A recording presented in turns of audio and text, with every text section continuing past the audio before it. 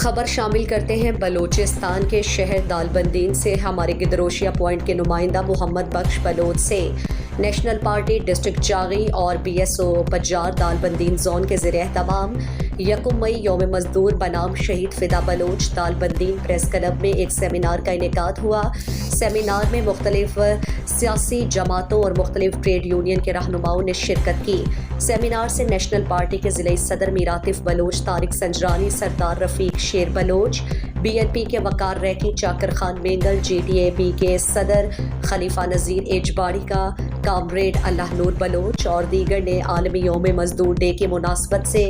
خطاب کرتے ہوئے کہا کہ آج ہی کے دن امریکہ کے شہر شکاگو میں مزدوروں نے اپنے حق کے لیے آواز بلند کر کے جام شہادت نوش کی، جس پر ہم انہیں خراج عقیدت پیش کرتے ہیں۔ مقررین نے خطاب میں کہا کہ یونین سازی کا حق پوری دنیا میں ہے، مگر سندھ پروجیکٹ میں لیبرز کو نہ صرف یونین سازی کا حق نہیں دیا جا رہا بلکہ ملازمین کا استحصال کیا جا رہا ہے، جسے کسی صورت برداشت نہیں کریں گے۔ مقامی ریلوے کے ملازم کئی مہینوں کے تنخواہوں سے محروم ہیں، متعلقہ محکمہ فوری طور پر ان کی تنخواہیں ادا کرے۔ ہم ڈپٹی کمشنر چاغی سے گزارش کرتے ہیں کہ دالبندین شہر میں مزدوروں کے لیے ایک انتظار گاہ بنایا جائے تاکہ انہیں اپنے کام میں جانے کے لیے آسانی ہو۔